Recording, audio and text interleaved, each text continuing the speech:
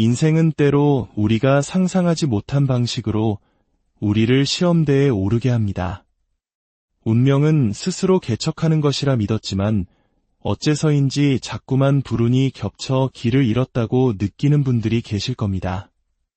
오늘 우리가 함께 나눌 이야기는 바로 그런 시련의 한복판에서 자신을 발견하고 통쾌하게 운명의 시험지를 찢어버린 한 여성의 기록입니다.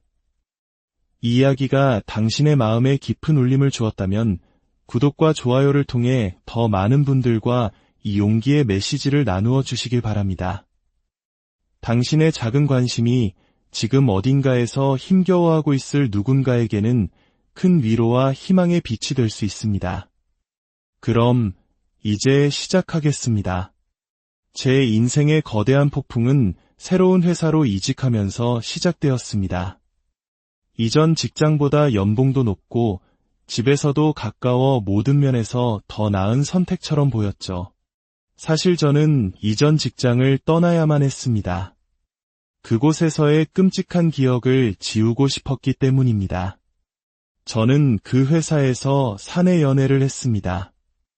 문제는 그 상대가 책임감이라고는 눈꼽만큼도 없는 남자였다는 겁니다. 연애 초기 그는 우리의 관계를 온 회사에 떠들고 다니며 세상을 다 가진 듯 행동했습니다.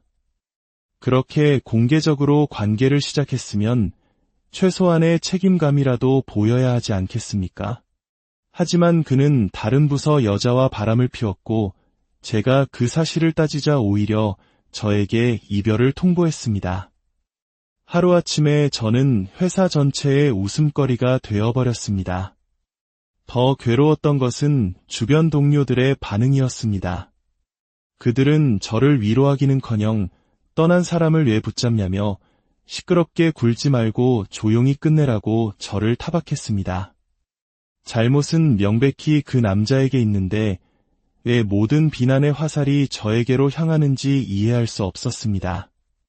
모두가 그 배신자들을 손가락질해 주길 바랐지만 개인주의가 팽배했던 회사 분위기 속에서 저는 그저 홀로 상처받은 유난스러운 사람이 될 뿐이었습니다.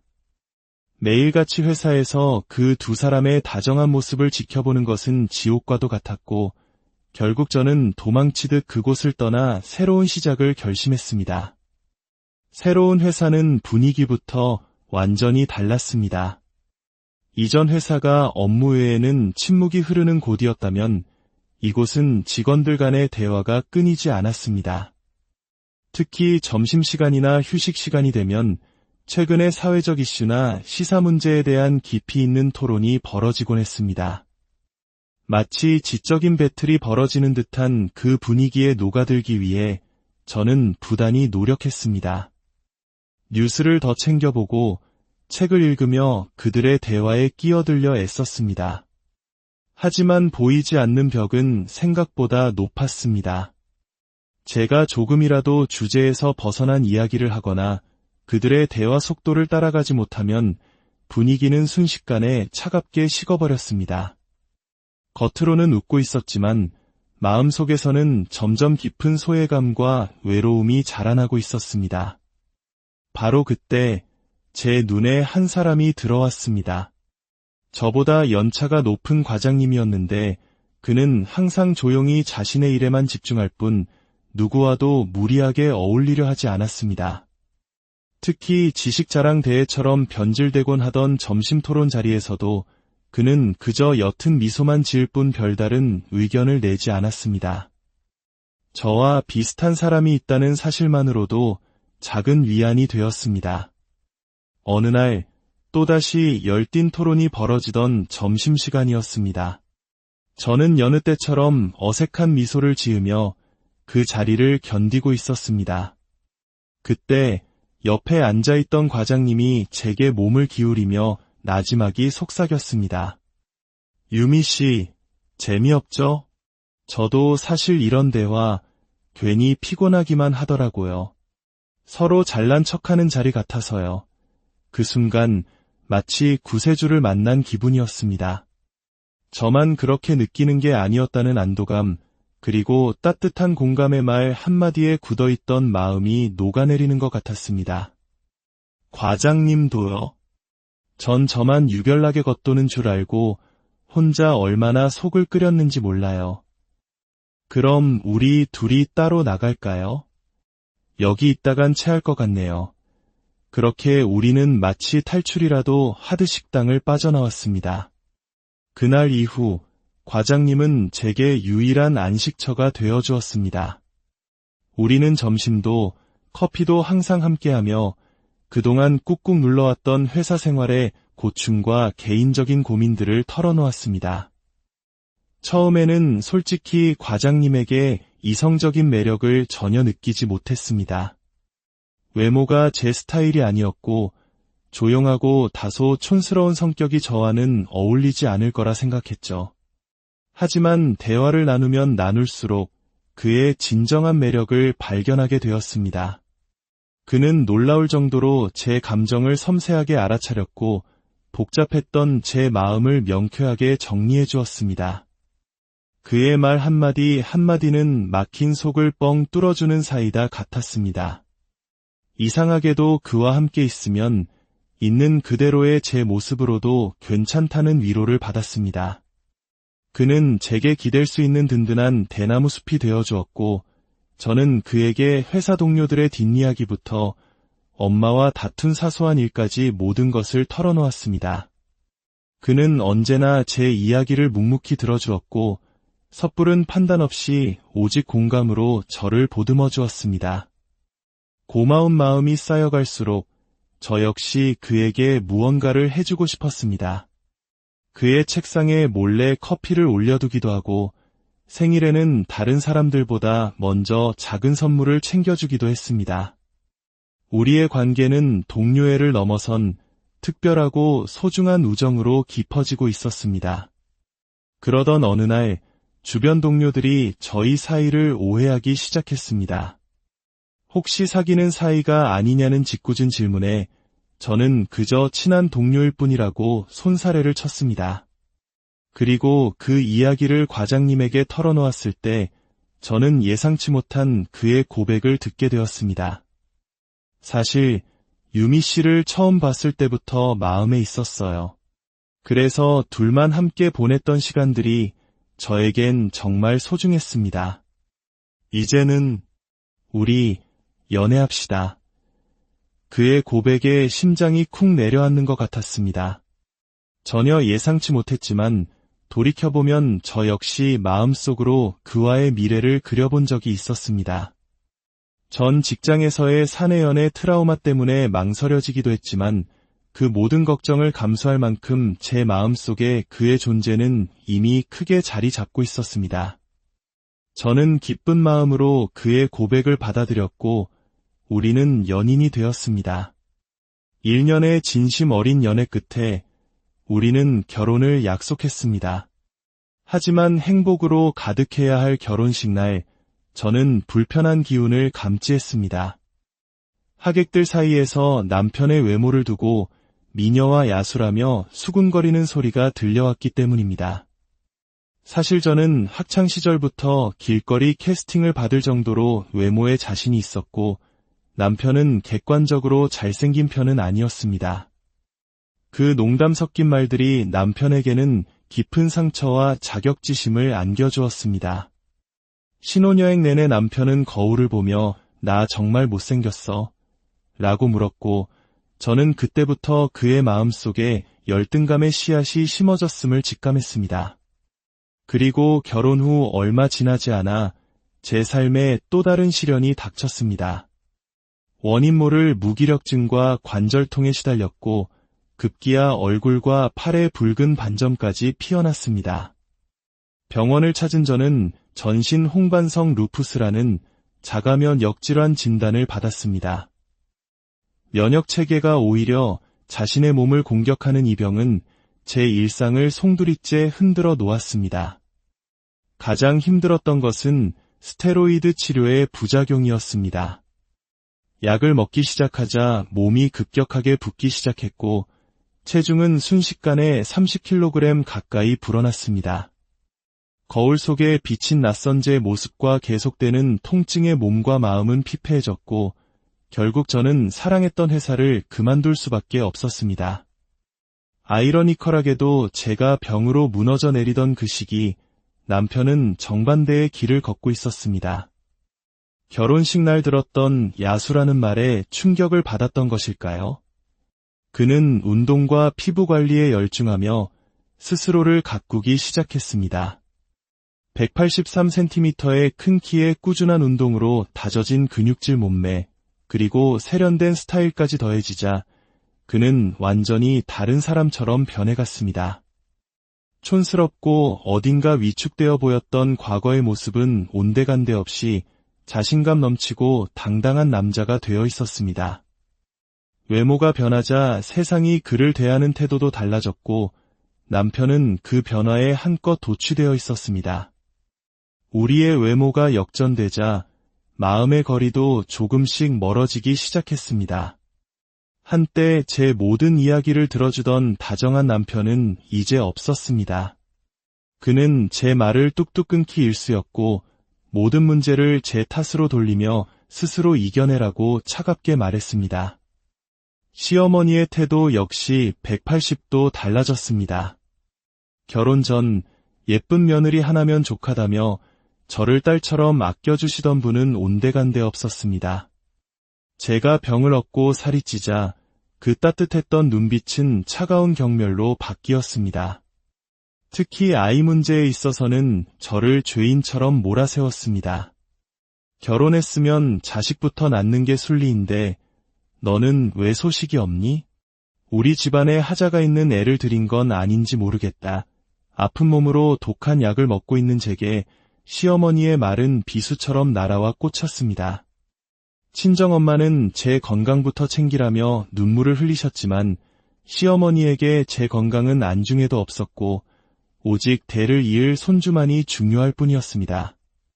심지어 약 때문에 부은 제 몸을 보며 게을러서 살이 찐 것이라며 식사 자리에서까지 구박을 했습니다.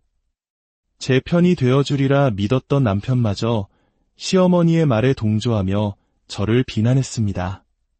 당신이 너무 많이 먹어서 그런 거 아니냐는 그의 말에 저는 세상에 홀로 남겨진 듯한 절망감을 느꼈습니다.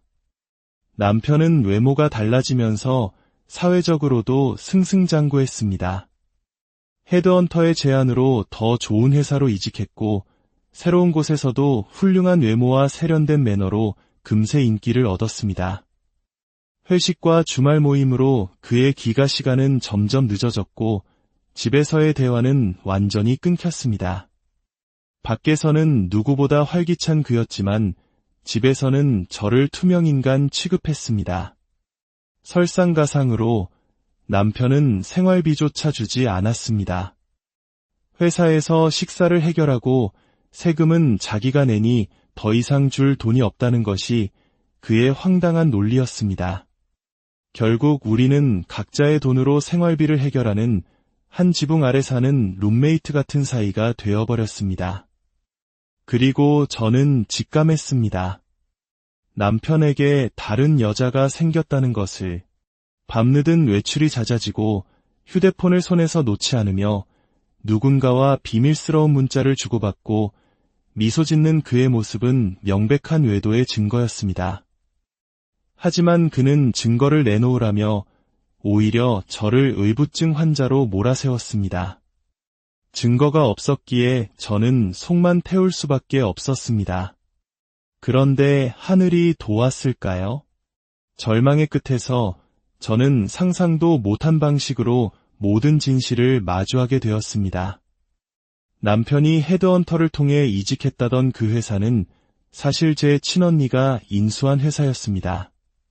제가 결혼 후 아프고 시댁에서 구박받는 것을 안타깝게 여긴 언니가 남편을 자신의 회사로 데려와 제 길을 살려주려는 계획이었습니다. 언니는 남편이 가족이라는 사실을 숨긴 채 능력을 인정받아 입사한 것처럼 꾸몄습니다. 남편의 능력을 활용해 회사를 안정시키고 동시에 시댁에서 함부로 저를 대하지 못하게 하려는 언니의 깊은 배려였습니다. 언니는 바지 사장을 내세워 회사를 운영하다가 이제 막 모든 것을 정리하고 대표이사로 취임할 준비를 하고 있었습니다. 바로 그 결정적인 순간에 언니로부터 분노의 찬 전화가 걸려왔습니다. 너, 당장 정신 똑바로 차리고 들어. 내 남편, 그 인간 완전 미친놈이야. 언니의 말에 따르면 남편은 회사 여직원을 성추행한 혐의로 고발당했습니다. 피해 직원이 증거로 제출한 회사 메신저 대화 내용은 상상을 초월할 정도로 저급하고 역겨웠습니다. 내 살결이 하얘서 자꾸 만지고 싶다. 너도 내 몸을 느껴보고 싶지 않냐? 와 같은 말들이 가득했습니다. 하지만 충격은 거기서 끝나지 않았습니다. 성추행 사건을 조사하는 과정에서 또 다른 충격적인 사실이 드러났습니다. 제가 그토록 찾아 헤맸던 남편의 불륜 증거가 바로 그 메신저 대화 속에 고스란히 담겨 있었던 것입니다. 상대는 20대 초반의 어린 인턴 사원이었습니다. 남편은 한 회사 안에서, 그것도 저를 위해 언니가 마련해준 그 자리에서 한 명의 여직원을 성추행하고 또 다른 어린 직원과 불륜을 저지르고 있었던 겁니다. 메신저에는 어제 모텔에서 정말 좋았어. 와이프만 없으면 밤새 함께 있을 텐데 와 같은 노골적인 대화와 두 사람이 모텔에서 찍은 사진까지 있었습니다. 모든 것을 알게 된 순간 분노와 배신감에 온몸이 떨렸습니다. 언니는 지체하지 않았습니다. 대표이사로 공식 취임하는 날, 언니는 전 직원 앞에서 남편의 모든 만행을 폭로했습니다. 성추행과 불륜 사실, 그리고 그가 사실은 대표의 제부였다는 것까지. 하루아침에 모든 것을 잃은 남편은 회사에서 해고당했고 성추행 피해자로부터 고소를 당했습니다. 저는 곧바로 이혼 소송과 상간녀 소송을 진행했습니다. 재판 과정에서 남편과 시어머니는 끝까지 저를 탓했습니다. 제가 아파서 아내 노릇을 제대로 못했기 때문에 벌어진 일이라며 오히려 저에게 위자료를 요구하는 파렴치한 모습까지 보였습니다. 하지만 명백한 증거 앞에서 그들의 주장은 힘을 잃었고 법원은 제 손을 들어주었습니다. 저는 재산의 대부분을 위자료로 받았고 남편은 빈털터리가 되어 빚더미에 올라앉았습니다. 상간녀 역시 아무런 재산이 없었기에 그녀의 위자료까지 모두 전 남편의 몫이 되었습니다. 재판이 모두 끝난 날 법원을 나서는데 정문 옆 벤치에 앉아있는 전 시어머니와 마주쳤습니다. 그녀의 품에는 갓난아기가 안겨 있었습니다. 상간녀가 낳은 제 전 남편의 아이였습니다. 그렇게 원하던 손주를 품에 안았지만 그녀의 표정은 행복해 보이지 않았습니다. 지치고 씁쓸한 기색이 역력했습니다. 그때 저를 발견한 전 시어머니가 아기를 안은 채 제게 미친 듯이 달려왔습니다.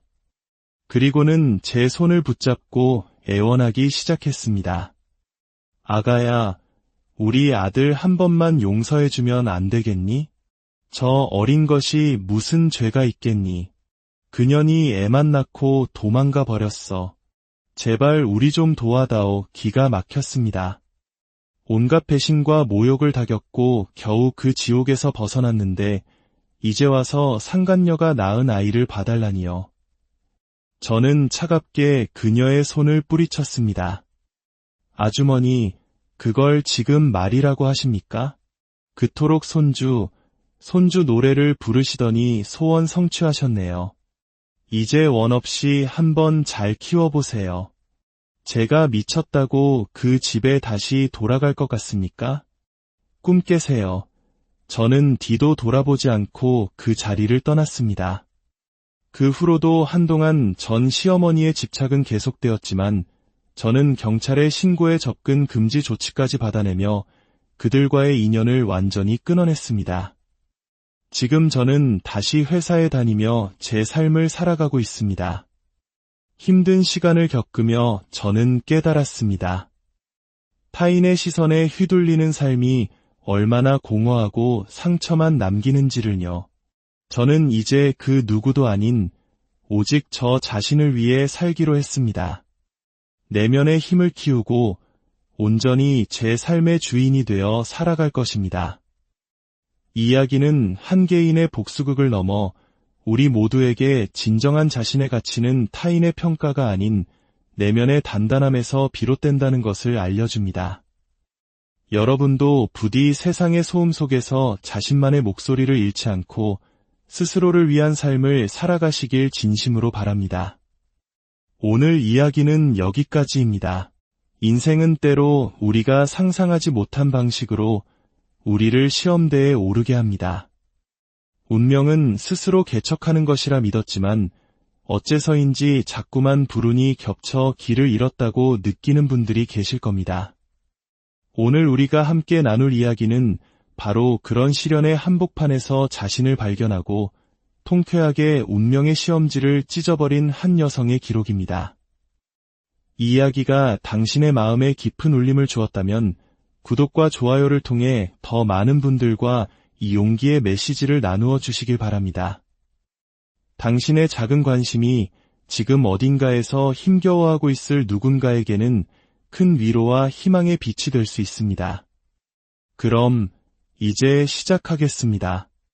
제 인생의 거대한 폭풍은 새로운 회사로 이직하면서 시작되었습니다. 이전 직장보다 연봉도 높고 집에서도 가까워 모든 면에서 더 나은 선택처럼 보였죠. 사실 저는 이전 직장을 떠나야만 했습니다. 그곳에서의 끔찍한 기억을 지우고 싶었기 때문입니다. 저는 그 회사에서 사내 연애를 했습니다. 문제는 그 상대가 책임감이라고는 눈꼽만큼도 없는 남자였다는 겁니다. 연애 초기 그는 우리의 관계를 온 회사에 떠들고 다니며 세상을 다 가진 듯 행동했습니다.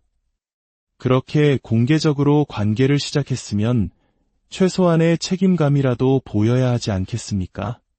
하지만 그는 다른 부서 여자와 바람을 피웠고 제가 그 사실을 따지자 오히려 저에게 이별을 통보했습니다. 하루아침에 저는 회사 전체의 웃음거리가 되어버렸습니다. 더 괴로웠던 것은 주변 동료들의 반응이었습니다. 그들은 저를 위로하기는커녕 떠난 사람을 왜 붙잡냐며 시끄럽게 굴지 말고 조용히 끝내라고 저를 타박했습니다.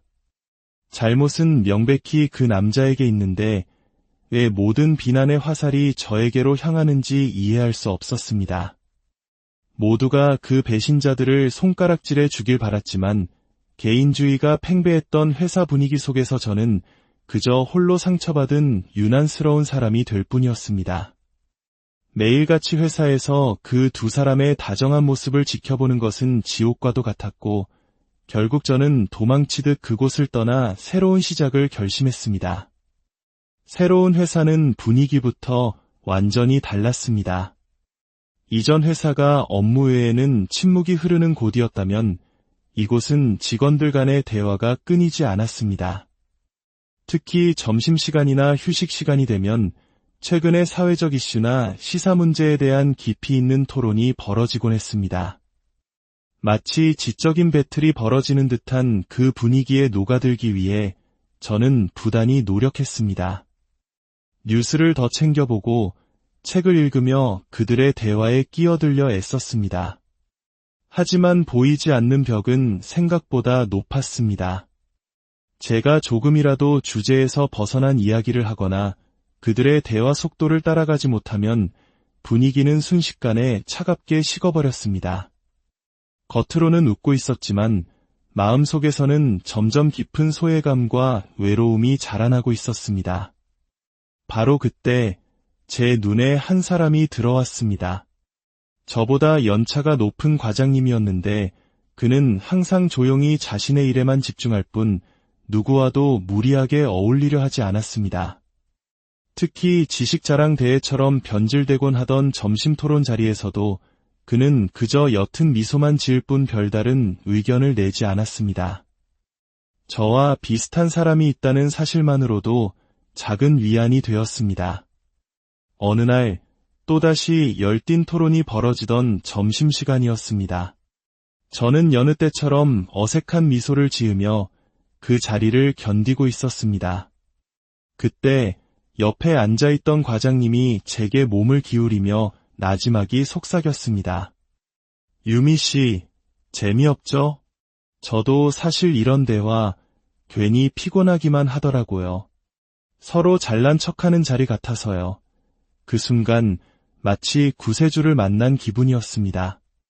저만 그렇게 느끼는 게 아니었다는 안도감, 그리고 따뜻한 공감의 말 한마디에 굳어있던 마음이 녹아내리는 것 같았습니다. 과장님도요?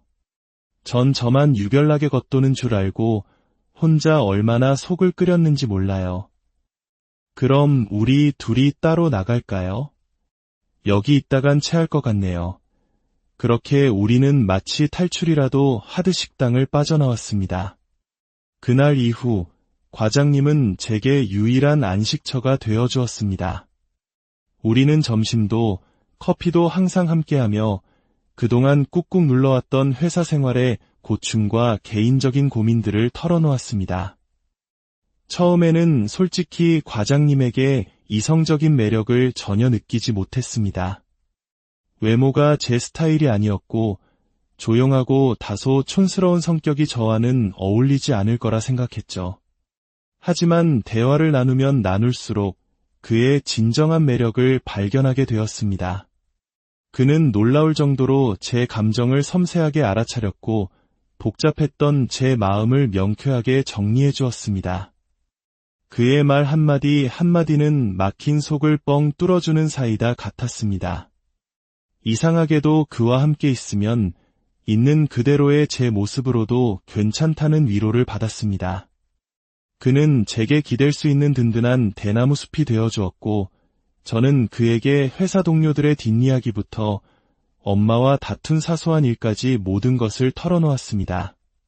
그는 언제나 제 이야기를 묵묵히 들어주었고 섣부른 판단 없이 오직 공감으로 저를 보듬어 주었습니다. 고마운 마음이 쌓여갈수록 저 역시 그에게 무언가를 해주고 싶었습니다. 그의 책상에 몰래 커피를 올려두기도 하고 생일에는 다른 사람들보다 먼저 작은 선물을 챙겨주기도 했습니다. 우리의 관계는 동료애를 넘어선 특별하고 소중한 우정으로 깊어지고 있었습니다. 그러던 어느 날 주변 동료들이 저희 사이를 오해하기 시작했습니다.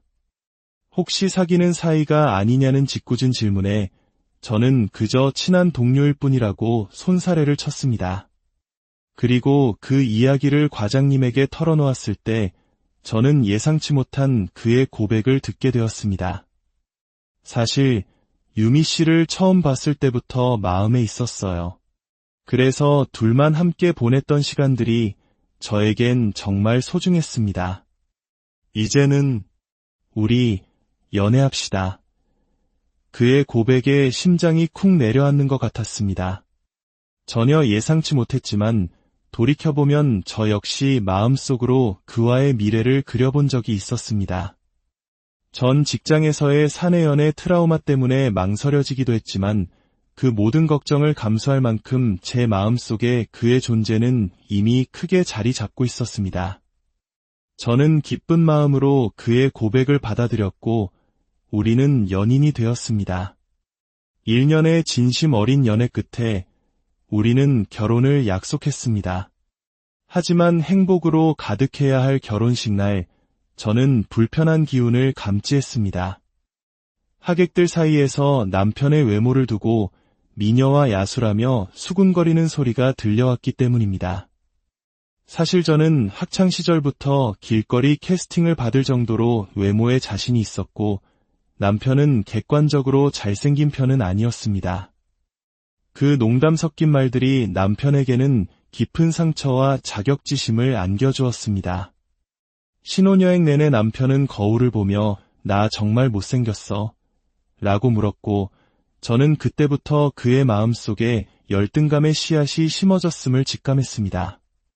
그리고 결혼 후 얼마 지나지 않아 제 삶에 또 다른 시련이 닥쳤습니다. 원인 모를 무기력증과 관절통에 시달렸고 급기야 얼굴과 팔에 붉은 반점까지 피어났습니다. 병원을 찾은 저는 전신 홍반성 루푸스라는 자가면 역질환 진단을 받았습니다. 면역 체계가 오히려 자신의 몸을 공격하는 이 병은 제 일상을 송두리째 흔들어 놓았습니다. 가장 힘들었던 것은 스테로이드 치료의 부작용이었습니다.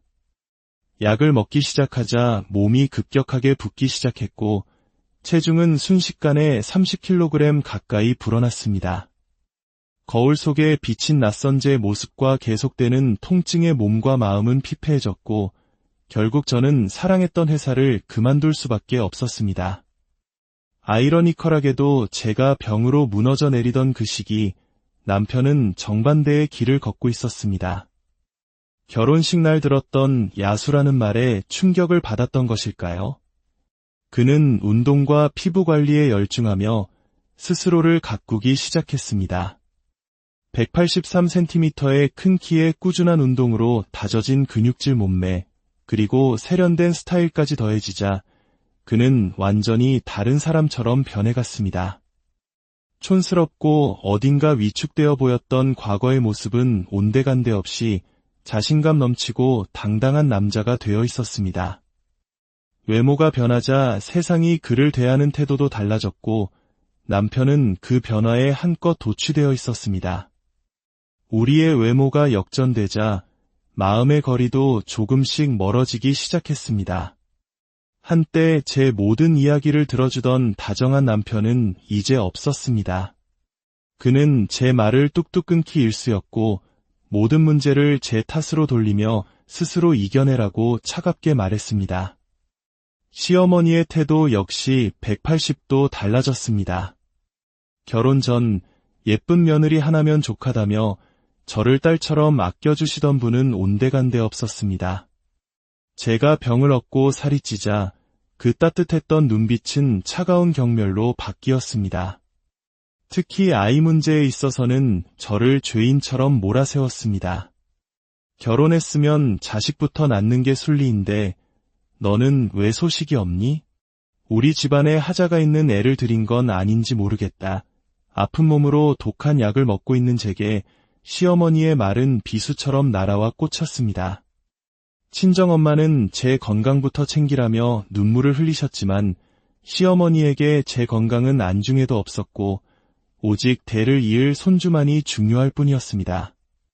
심지어 약 때문에 부은 제 몸을 보며 게을러서 살이 찐 것이라며 식사 자리에서까지 구박을 했습니다. 제 편이 되어주리라 믿었던 남편마저 시어머니의 말에 동조하며 저를 비난했습니다. 당신이 너무 많이 먹어서 그런 거 아니냐는 그의 말에 저는 세상에 홀로 남겨진 듯한 절망감을 느꼈습니다. 남편은 외모가 달라지면서 사회적으로도 승승장구했습니다. 헤드헌터의 제안으로 더 좋은 회사로 이직했고 새로운 곳에서도 훌륭한 외모와 세련된 매너로 금세 인기를 얻었습니다. 회식과 주말 모임으로 그의 기가 시간은 점점 늦어졌고 집에서의 대화는 완전히 끊겼습니다. 밖에서는 누구보다 활기찬 그였지만 집에서는 저를 투명인간 취급했습니다. 설상가상으로 남편은 생활비조차 주지 않았습니다. 회사에서 식사를 해결하고 세금은 자기가 내니 더 이상 줄 돈이 없다는 것이 그의 황당한 논리였습니다. 결국 우리는 각자의 돈으로 생활비를 해결하는 한 지붕 아래 사는 룸메이트 같은 사이가 되어버렸습니다. 그리고 저는 직감했습니다. 남편에게 다른 여자가 생겼다는 것을. 밤늦은 외출이 잦아지고 휴대폰을 손에서 놓지 않으며 누군가와 비밀스러운 문자를 주고받고 미소 짓는 그의 모습은 명백한 외도의 증거였습니다. 하지만 그는 증거를 내놓으라며 오히려 저를 의부증 환자로 몰아세웠습니다. 증거가 없었기에 저는 속만 태울 수밖에 없었습니다. 그런데 하늘이 도왔을까요? 절망의 끝에서 저는 상상도 못한 방식으로 모든 진실을 마주하게 되었습니다. 남편이 헤드헌터를 통해 이직했다던 그 회사는 사실 제 친언니가 인수한 회사였습니다. 제가 결혼 후 아프고 시댁에서 구박받는 것을 안타깝게 여긴 언니가 남편을 자신의 회사로 데려와 제 길을 살려주려는 계획이었습니다. 언니는 남편이 가족이라는 사실을 숨긴 채 능력을 인정받아 입사한 것처럼 꾸몄습니다. 남편의 능력을 활용해 회사를 안정시키고 동시에 시댁에서 함부로 저를 대하지 못하게 하려는 언니의 깊은 배려였습니다. 언니는 바지 사장을 내세워 회사를 운영하다가 이제 막 모든 것을 정리하고 대표이사로 취임할 준비를 하고 있었습니다. 바로 그 결정적인 순간에 언니로부터 분노의 찬 전화가 걸려왔습니다. 너 당장 정신 똑바로 차리고 들어. 내 남편 그 인간 완전 미친놈이야. 언니의 말에 따르면 남편은 회사 여직원을 성추행한 혐의로 고발당했습니다. 피해 직원이 증거로 제출한 회사 메신저 대화 내용은 상상을 초월할 정도로 저급하고 역겨웠습니다. 내 살결이 하얘서 자꾸 만지고 싶다. 너도 내 몸을 느껴보고 싶지 않냐? 와 같은 말들이 가득했습니다. 하지만 충격은 거기서 끝나지 않았습니다. 성추행 사건을 조사하는 과정에서 또 다른 충격적인 사실이 드러났습니다. 제가 그토록 찾아 헤맸던 남편의 불륜 증거가 바로 그 메신저 대화 속에 고스란히 담겨 있었던 것입니다. 상대는 20대 초반의 어린 인턴 사원이었습니다. 남편은 한 회사 안에서, 그것도 저를 위해 언니가 마련해준 그 자리에서 한 명의 여직원을 성추행하고 또 다른 어린 직원과 불륜을 저지르고 있었던 겁니다. 메신저에는 어제 모텔에서 정말 좋았어. 와이프만 없으면 밤새 함께 있을 텐데 와 같은 노골적인 대화와 두 사람이 모텔에서 찍은 사진까지 있었습니다. 모든 것을 알게 된 순간 분노와 배신감에 온몸이 떨렸습니다. 언니는 지체하지 않았습니다. 대표이사로 공식 취임하는 날, 언니는 전 직원 앞에서 남편의 모든 만행을 폭로했습니다. 성추행과 불륜 사실, 그리고 그가 사실은 대표의 제부였다는 것까지. 하루아침에 모든 것을 잃은 남편은 회사에서 해고당했고 성추행 피해자로부터 고소를 당했습니다. 저는 곧바로 이혼 소송과 상간녀 소송을 진행했습니다. 재판 과정에서 남편과 시어머니는 끝까지 저를 탓했습니다. 제가 아파서 아내 노릇을 제대로 못했기 때문에 벌어진 일이라며 오히려 저에게 위자료를 요구하는 파렴치한 모습까지 보였습니다. 하지만 명백한 증거 앞에서 그들의 주장은 힘을 잃었고 법원은 제 손을 들어주었습니다. 저는 재산의 대부분을 위자료로 받았고 남편은 빈털터리가 되어 빚더미에 올라앉았습니다. 상간녀 역시 아무런 재산이 없었기에 그녀의 위자료까지 모두 전 남편의 몫이 되었습니다. 재판이 모두 끝난 날 법원을 나서는데 정문 옆 벤치에 앉아있는 전 시어머니와 마주쳤습니다. 그녀의 품에는 갓난아기가 안겨 있었습니다. 상간녀가 낳은 제 전 남편의 아이였습니다. 그렇게 원하던 손주를 품에 안았지만 그녀의 표정은 행복해 보이지 않았습니다. 지치고 씁쓸한 기색이 역력했습니다. 그때 저를 발견한 전 시어머니가 아기를 안은 채 제게 미친 듯이 달려왔습니다. 그리고는 제 손을 붙잡고 애원하기 시작했습니다. 아가야, 우리 아들 한 번만 용서해주면 안 되겠니? 저 어린 것이 무슨 죄가 있겠니? 그년이 애만 낳고 도망가 버렸어. 제발 우리 좀 도와다오. 기가 막혔습니다. 온갖 배신과 모욕을 다 겪고 겨우 그 지옥에서 벗어났는데 이제 와서 상간녀가 낳은 아이를 봐달라니요. 저는 차갑게 그녀의 손을 뿌리쳤습니다. 아주머니, 그걸 지금 말이라고 하십니까? 그토록 손주 노래를 부르시더니 소원 성취하셨네요. 이제 원 없이 한번 잘 키워보세요. 제가 미쳤다고 그 집에 다시 돌아갈 것 같습니까? 꿈 깨세요. 저는 뒤도 돌아보지 않고 그 자리를 떠났습니다. 그 후로도 한동안 전 시어머니의 집착은 계속되었지만 저는 경찰에 신고에 접근 금지 조치까지 받아내며 그들과의 인연을 완전히 끊어냈습니다. 지금 저는 다시 회사에 다니며 제 삶을 살아가고 있습니다. 힘든 시간을 겪으며 저는 깨달았습니다. 타인의 시선에 휘둘리는 삶이 얼마나 공허하고 상처만 남기는지를요. 저는 이제 그 누구도 아닌 오직 저 자신을 위해 살기로 했습니다. 내면의 힘을 키우고 온전히 제 삶의 주인이 되어 살아갈 것입니다. 이 이야기는 한 개인의 복수극을 넘어 우리 모두에게 진정한 자신의 가치는 타인의 평가가 아닌 내면의 단단함에서 비롯된다는 것을 알려줍니다. 여러분도 부디 세상의 소음 속에서 자신만의 목소리를 잃지 않고 스스로를 위한 삶을 살아가시길 진심으로 바랍니다. 오늘 이야기는 여기까지입니다. 인생은 때로 우리가 상상하지 못한 방식으로 우리를 시험대에 오르게 합니다. 운명은 스스로 개척하는 것이라 믿었지만 어째서인지 자꾸만 불운이 겹쳐 길을 잃었다고 느끼는 분들이 계실 겁니다. 오늘 우리가 함께 나눌 이야기는 바로 그런 시련의 한복판에서 자신을 발견하고 통쾌하게 운명의 시험지를 찢어버린 한 여성의 기록입니다.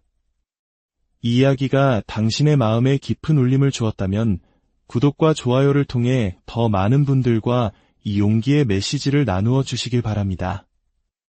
당신의 작은 관심이 지금 어딘가에서 힘겨워하고 있을 누군가에게는 큰 위로와 희망의 빛이 될 수 있습니다. 그럼 이제 시작하겠습니다. 제 인생의 거대한 폭풍은 새로운 회사로 이직하면서 시작되었습니다. 이전 직장보다 연봉도 높고 집에서도 가까워 모든 면에서 더 나은 선택처럼 보였죠. 사실 저는 이전 직장을 떠나야만 했습니다. 그곳에서의 끔찍한 기억을 지우고 싶었기 때문입니다. 저는 그 회사에서 사내 연애를 했습니다. 문제는 그 상대가 책임감이라고는 눈꼽만큼도 없는 남자였다는 겁니다. 연애 초기 그는 우리의 관계를 온 회사에 떠들고 다니며 세상을 다 가진 듯 행동했습니다. 그렇게 공개적으로 관계를 시작했으면 최소한의 책임감이라도 보여야 하지 않겠습니까? 하지만 그는 다른 부서 여자와 바람을 피웠고 제가 그 사실을 따지자 오히려 저에게 이별을 통보했습니다. 하루아침에 저는 회사 전체의 웃음거리가 되어버렸습니다. 더 괴로웠던 것은 주변 동료들의 반응이었습니다. 그들은 저를 위로하기는커녕 떠난 사람을 왜 붙잡냐며 시끄럽게 굴지 말고 조용히 끝내라고 저를 타박했습니다. 잘못은 명백히 그 남자에게 있는데 왜 모든 비난의 화살이 저에게로 향하는지 이해할 수 없었습니다. 모두가 그 배신자들을 손가락질해 주길 바랐지만 개인주의가 팽배했던 회사 분위기 속에서 저는 그저 홀로 상처받은 유난스러운 사람이 될 뿐이었습니다. 매일같이 회사에서 그 두 사람의 다정한 모습을 지켜보는 것은 지옥과도 같았고 결국 저는 도망치듯 그곳을 떠나 새로운 시작을 결심했습니다. 새로운 회사는 분위기부터 완전히 달랐습니다. 이전 회사가 업무 외에는 침묵이 흐르는 곳이었다면 이곳은 직원들 간의 대화가 끊이지 않았습니다. 특히 점심시간이나 휴식시간이 되면 최근의 사회적 이슈나 시사 문제에 대한 깊이 있는 토론이 벌어지곤 했습니다. 마치 지적인 배틀이 벌어지는 듯한 그 분위기에 녹아들기 위해 저는 부단히 노력했습니다. 뉴스를 더 챙겨보고 책을 읽으며 그들의 대화에 끼어들려 애썼습니다. 하지만 보이지 않는 벽은 생각보다 높았습니다. 제가 조금이라도 주제에서 벗어난 이야기를 하거나 그들의 대화 속도를 따라가지 못하면 분위기는 순식간에 차갑게 식어버렸습니다. 겉으로는 웃고 있었지만 마음속에서는 점점 깊은 소외감과 외로움이 자라나고 있었습니다. 바로 그때 제 눈에 한 사람이 들어왔습니다. 저보다 연차가 높은 과장님이었는데 그는 항상 조용히 자신의 일에만 집중할 뿐 누구와도 무리하게 어울리려 하지 않았습니다. 특히 지식자랑 대회처럼 변질되곤 하던 점심토론 자리에서도 그는 그저 옅은 미소만 지을 뿐 별다른 의견을 내지 않았습니다. 저와 비슷한 사람이 있다는 사실만으로도 작은 위안이 되었습니다. 어느 날 또다시 열띤 토론이 벌어지던 점심시간이었습니다. 저는 여느 때처럼 어색한 미소를 지으며 그 자리를 견디고 있었습니다. 그때 옆에 앉아있던 과장님이 제게 몸을 기울이며 나지막이 속삭였습니다. 유미 씨, 재미없죠? 저도 사실 이런 대화 괜히 피곤하기만 하더라고요. 서로 잘난 척하는 자리 같아서요. 그 순간 마치 구세주를 만난 기분이었습니다. 저만 그렇게 느끼는 게 아니었다는 안도감, 그리고 따뜻한 공감의 말 한마디에 굳어있던 마음이 녹아내리는 것 같았습니다. 과장님도요? 전 저만 유별나게 겉도는 줄 알고 혼자 얼마나 속을 끓였는지 몰라요. 그럼 우리 둘이 따로 나갈까요? 여기 있다간 체할 것 같네요. 그렇게 우리는 마치 탈출이라도 하듯 식당을 빠져나왔습니다. 그날 이후 과장님은 제게 유일한 안식처가 되어주었습니다. 우리는 점심도 커피도 항상 함께하며 그동안 꾹꾹 눌러왔던 회사 생활의 고충과 개인적인 고민들을 털어놓았습니다. 처음에는 솔직히 과장님에게 이성적인 매력을 전혀 느끼지 못했습니다. 외모가 제 스타일이 아니었고 조용하고 다소 촌스러운 성격이 저와는 어울리지 않을 거라 생각했죠. 하지만 대화를 나누면 나눌수록 그의 진정한 매력을 발견하게 되었습니다. 그는 놀라울 정도로 제 감정을 섬세하게 알아차렸고 복잡했던 제 마음을 명쾌하게 정리해 주었습니다. 그의 말 한마디 한마디는 막힌 속을 뻥 뚫어주는 사이다 같았습니다. 이상하게도 그와 함께 있으면 있는 그대로의 제 모습으로도 괜찮다는 위로를 받았습니다. 그는 제게 기댈 수 있는 든든한 대나무 숲이 되어주었고 저는 그에게 회사 동료들의 뒷이야기부터 엄마와 다툰 사소한 일까지 모든 것을 털어놓았습니다. 그는 언제나 제 이야기를 묵묵히 들어주었고 섣부른 판단 없이 오직 공감으로 저를 보듬어 주었습니다. 고마운 마음이 쌓여갈수록 저 역시 그에게 무언가를 해주고 싶었습니다. 그의 책상에 몰래 커피를 올려두기도 하고 생일에는 다른 사람들보다 먼저 작은 선물을 챙겨주기도 했습니다. 우리의 관계는 동료애를 넘어선 특별하고 소중한 우정으로 깊어지고 있었습니다. 그러던 어느 날 주변 동료들이 저희 사이를 오해하기 시작했습니다. 혹시 사귀는 사이가 아니냐는 짓궂은 질문에 저는 그저 친한 동료일 뿐이라고 손사래를 쳤습니다. 그리고 그 이야기를 과장님에게 털어놓았을 때 저는 예상치 못한 그의 고백을 듣게 되었습니다. 사실 유미 씨를 처음 봤을 때부터 마음에 있었어요. 그래서 둘만 함께 보냈던 시간들이 저에겐 정말 소중했습니다. 이제는 우리 연애합시다. 그의 고백에 심장이 쿵 내려앉는 것 같았습니다. 전혀 예상치 못했지만 돌이켜보면 저 역시 마음속으로 그와의 미래를 그려본 적이 있었습니다.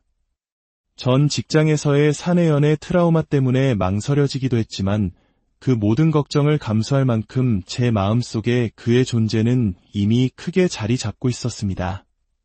저는 기쁜 마음으로 그의 고백을 받아들였고 우리는 연인이 되었습니다. 1년의 진심 어린 연애 끝에 우리는 결혼을 약속했습니다. 하지만 행복으로 가득해야 할 결혼식 날 저는 불편한 기운을 감지했습니다. 하객들 사이에서 남편의 외모를 두고 미녀와 야수라며 수군거리는 소리가 들려왔기 때문입니다.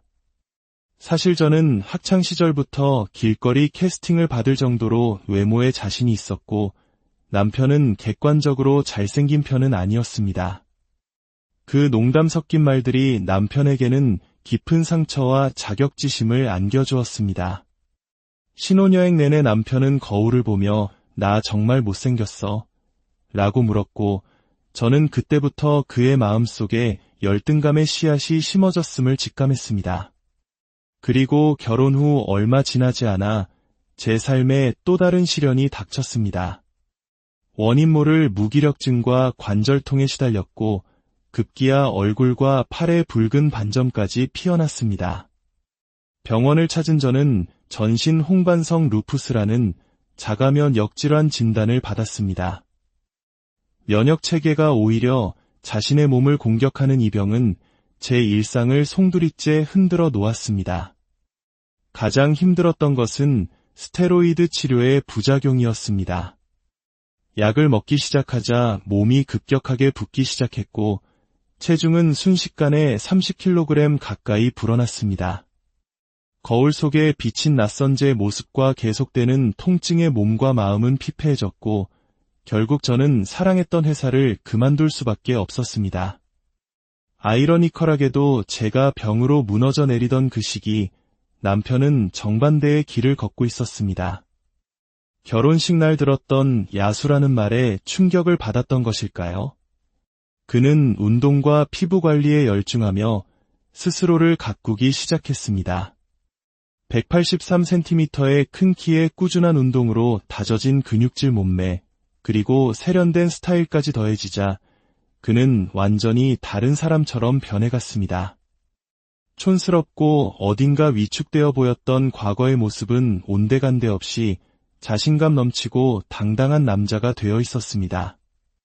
외모가 변하자 세상이 그를 대하는 태도도 달라졌고 남편은 그 변화에 한껏 도취되어 있었습니다.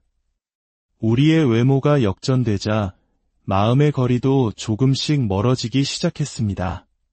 한때 제 모든 이야기를 들어주던 다정한 남편은 이제 없었습니다. 그는 제 말을 뚝뚝 끊기 일쑤였고 모든 문제를 제 탓으로 돌리며 스스로 이겨내라고 차갑게 말했습니다. 시어머니의 태도 역시 180도 달라졌습니다. 결혼 전 예쁜 며느리 하나면 족하다며 저를 딸처럼 아껴주시던 분은 온데간데 없었습니다. 제가 병을 얻고 살이 찌자 그 따뜻했던 눈빛은 차가운 경멸로 바뀌었습니다. 특히 아이 문제에 있어서는 저를 죄인처럼 몰아세웠습니다. 결혼했으면 자식부터 낳는 게 순리인데 너는 왜 소식이 없니? 우리 집안에 하자가 있는 애를 들인 건 아닌지 모르겠다. 아픈 몸으로 독한 약을 먹고 있는 제게 시어머니의 말은 비수처럼 날아와 꽂혔습니다. 친정엄마는 제 건강부터 챙기라며 눈물을 흘리셨지만 시어머니에게 제 건강은 안중에도 없었고 오직 대를 이을 손주만이 중요할 뿐이었습니다. 심지어 약 때문에 부은 제 몸을 보며 게을러서 살이 찐 것이라며 식사 자리에서까지 구박을 했습니다. 제 편이 되어주리라 믿었던 남편마저 시어머니의 말에 동조하며 저를 비난했습니다. 당신이 너무 많이 먹어서 그런 거 아니냐는 그의 말에 저는 세상에 홀로 남겨진 듯한 절망감을 느꼈습니다. 남편은 외모가 달라지면서 사회적으로도 승승장구했습니다. 헤드헌터의 제안으로 더 좋은 회사로 이직했고 새로운 곳에서도 훌륭한 외모와 세련된 매너로 금세 인기를 얻었습니다. 회식과 주말 모임으로 그의 기가 시간은 점점 늦어졌고 집에서의 대화는 완전히 끊겼습니다. 밖에서는 누구보다 활기찬 그였지만 집에서는 저를 투명인간 취급했습니다. 설상가상으로 남편은 생활비조차 주지 않았습니다. 회사에서 식사를 해결하고 세금은 자기가 내니 더 이상 줄 돈이 없다는 것이 그의 황당한 논리였습니다. 결국 우리는 각자의 돈으로 생활비를 해결하는 한 지붕 아래 사는 룸메이트 같은 사이가 되어버렸습니다. 그리고 저는 직감했습니다. 남편에게 다른 여자가 생겼다는 것을. 밤늦은 외출이 잦아지고 휴대폰을 손에서 놓지 않으며 누군가와 비밀스러운 문자를 주고받고 미소 짓는 그의 모습은 명백한 외도의 증거였습니다. 하지만 그는 증거를 내놓으라며 오히려 저를 의부증 환자로 몰아세웠습니다. 증거가 없었기에 저는 속만 태울 수밖에 없었습니다. 그런데 하늘이 도왔을까요? 절망의 끝에서 저는 상상도 못한 방식으로 모든 진실을 마주하게 되었습니다. 남편이 헤드헌터를 통해 이직했다던 그 회사는 사실 제 친언니가 인수한 회사였습니다. 제가 결혼 후 아프고 시댁에서 구박받는 것을 안타깝게 여긴 언니가 남편을 자신의 회사로 데려와 제 길을 살려주려는 계획이었습니다. 언니는 남편이 가족이라는 사실을 숨긴 채 능력을 인정받아 입사한 것처럼 꾸몄습니다. 남편의 능력을 활용해 회사를 안정시키고 동시에 시댁에서 함부로 저를 대하지 못하게 하려는 언니의 깊은 배려였습니다. 언니는 바지 사장을 내세워 회사를 운영하다가 이제 막 모든 것을 정리하고 대표이사로 취임할 준비를 하고 있었습니다. 바로 그 결정적인 순간에 언니로부터 분노의 찬 전화가 걸려왔습니다. 너 당장 정신 똑바로 차리고 들어. 내 남편 그 인간 완전 미친놈이야. 언니의 말에 따르면 남편은 회사 여직원을 성추행한 혐의로 고발당했습니다. 피해 직원이 증거로 제출한 회사 메신저 대화 내용은 상상을 초월할 정도로 저급하고 역겨웠습니다. 내 살결이 하얘서 자꾸 만지고 싶다. 너도 내 몸을 느껴보고 싶지 않냐? 와 같은 말들이 가득했습니다. 하지만 충격은 거기서 끝나지 않았습니다. 성추행 사건을 조사하는 과정에서 또 다른 충격적인 사실이 드러났습니다. 제가 그토록 찾아 헤맸던 남편의 불륜 증거가 바로 그 메신저 대화 속에 고스란히 담겨 있었던 것입니다. 상대는 20대 초반의 어린 인턴 사원이었습니다. 남편은 한 회사 안에서, 그것도 저를 위해 언니가 마련해준 그 자리에서 한 명의 여직원을 성추행하고 또 다른 어린 직원과 불륜을 저지르고 있었던 겁니다. 메신저에는 어제 모텔에서 정말 좋았어. 와이프만 없으면 밤새 함께 있을 텐데 와 같은 노골적인 대화와 두 사람이 모텔에서 찍은 사진까지 있었습니다. 모든 것을 알게 된 순간 분노와 배신감에 온몸이 떨렸습니다. 언니는 지체하지 않았습니다. 대표이사로 공식 취임하는 날, 언니는 전 직원 앞에서 남편의 모든 만행을 폭로했습니다. 성추행과 불륜 사실, 그리고 그가 사실은 대표의 제부였다는 것까지. 하루아침에 모든 것을 잃은 남편은 회사에서 해고당했고 성추행 피해자로부터 고소를 당했습니다. 저는 곧바로 이혼 소송과 상간녀 소송을 진행했습니다. 재판 과정에서 남편과 시어머니는 끝까지 저를 탓했습니다. 제가 아파서 아내 노릇을 제대로 못했기 때문에 벌어진 일이라며 오히려 저에게 위자료를 요구하는 파렴치한 모습까지 보였습니다. 하지만 명백한 증거 앞에서 그들의 주장은 힘을 잃었고 법원은 제 손을 들어주었습니다. 저는 재산의 대부분을 위자료로 받았고 남편은 빈털터리가 되어 빚더미에 올라앉았습니다. 상간녀 역시 아무런 재산이 없었기에 그녀의 위자료까지 모두 전 남편의 몫이 되었습니다. 재판이 모두 끝난 날 법원을 나서는데 정문 옆 벤치에 앉아있는 전 시어머니와 마주쳤습니다. 그녀의 품에는 갓난아기가 안겨 있었습니다. 상간녀가 낳은 제 전 남편의 아이였습니다. 그렇게 원하던 손주를 품에 안았지만 그녀의 표정은 행복해 보이지 않았습니다. 지치고 씁쓸한 기색이 역력했습니다. 그때 저를 발견한 전 시어머니가 아기를 안은 채 제게 미친 듯이 달려왔습니다. 그리고는 제 손을 붙잡고 애원하기 시작했습니다. 아가야, 우리 아들 한 번만 용서해주면 안 되겠니? 저 어린 것이 무슨 죄가 있겠니? 그년이 애만 낳고 도망가 버렸어. 제발 우리 좀 도와다오. 기가 막혔습니다. 온갖 배신과 모욕을 다 겪고 겨우 그 지옥에서 벗어났는데 이제 와서 상간녀가 낳은 아이를 봐달라니요. 저는 차갑게 그녀의 손을 뿌리쳤습니다. 아주머니, 그걸 지금 말이라고 하십니까? 그토록 손주 노래를 부르시더니 소원 성취하셨네요. 이제 원 없이 한번 잘 키워보세요. 제가